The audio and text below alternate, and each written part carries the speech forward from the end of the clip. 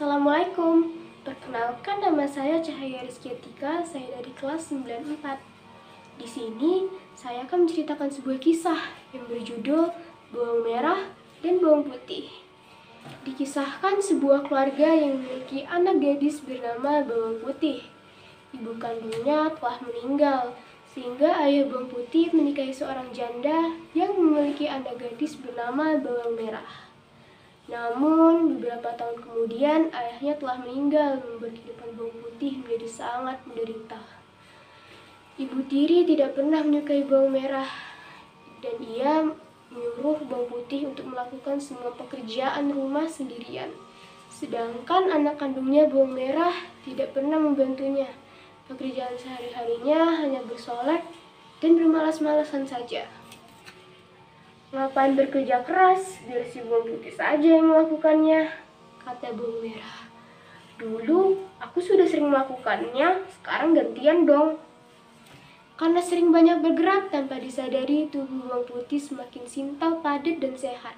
Kecantikannya tidak berkurang. Sedangkan Bawang Merah dibiarkan begitu saja.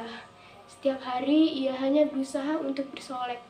Namun, kecantikannya kalah jika dibandingkan dengan kecantikan Bawang Putih. Mengapa Bawang Putih jauh lebih cantik daripada diriku? Tanya Bawang Merah dalam hati. Bawang Merah merasa iri dan terus berdandan sebaik mungkin. Namun, kecantikannya kalah jauh jika dibandingkan dengan kecantikan Bawang Putih.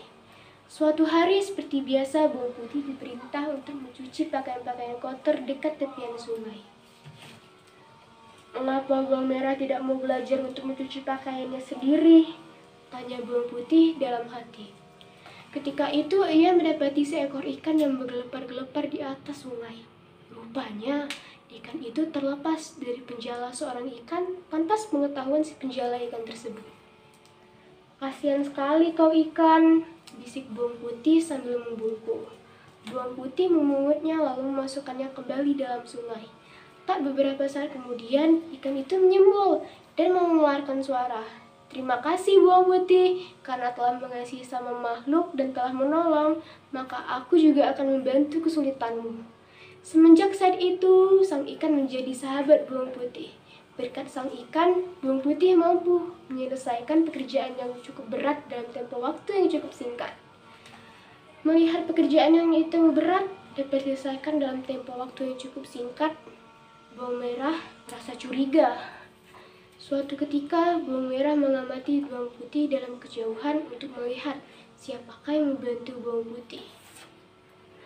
Oh, ternyata ia dibantu oleh ikan ajaib itu, gumam Bawang Merah. Aku memiliki ide. Bawang Merah terus bersembunyi hingga Bawang Putih pulang. Esok hari pagi-pagi, Bawang Putih diperintah untuk mencari ranting kayu bakar dan air untuk memasak. Sedangkan Bawang Merah pergi ke tepi sungai sambil membawa cucian. Di sana, Bawang Merah menirukan apa yang kemarin dilakukan oleh Bawang Putih. Saat ikan ajaib itu muncul, Bawang Merah langsung menjaringnya dan menangkapnya. Bawang Merah segera bergegas pulang ke rumah. Sedangkan Bawang Putih masih di tepi hutan untuk mencari ranting kayu bakar. Ibu, aku berhasil menangkap ikan ini, teriak Bawang Merah sambil berlari menuju ke rumah. Mana, coba ibu lihat, sahut si ibu tiri sambil melangkah keluar rumah. Wah, ternyata ikannya cukup besar juga, kata ibu tiri.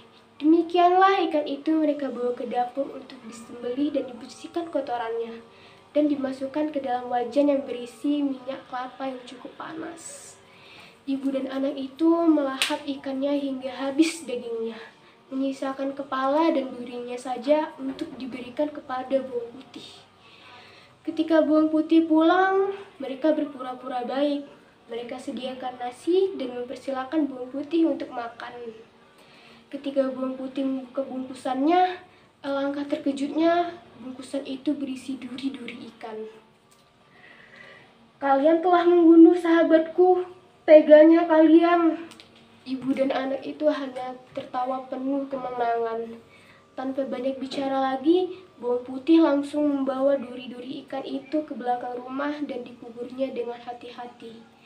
Sampai malam, bawang putih berdoa agar ikan itu dikembalikan lagi.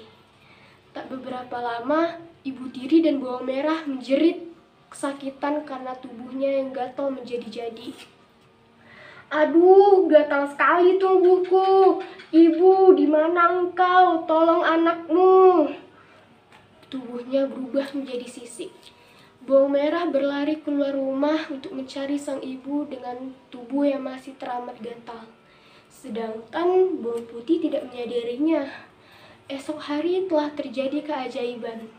Tempat di mana ikan itu dikubur, kini telah berubah menjadi tanaman bunga yang cukup indah. Bawang putih merawatnya dan menjaganya dengan baik-baik. Hingga suatu hari, pangeran kerajaan mendatangi bawang putih dan melamar bawang putih. Mereka hidup bahagia hingga akhir hayatnya. Tamat. Demikianlah akhir dari cerita yang telah saya sampaikan. Sampai jumpa.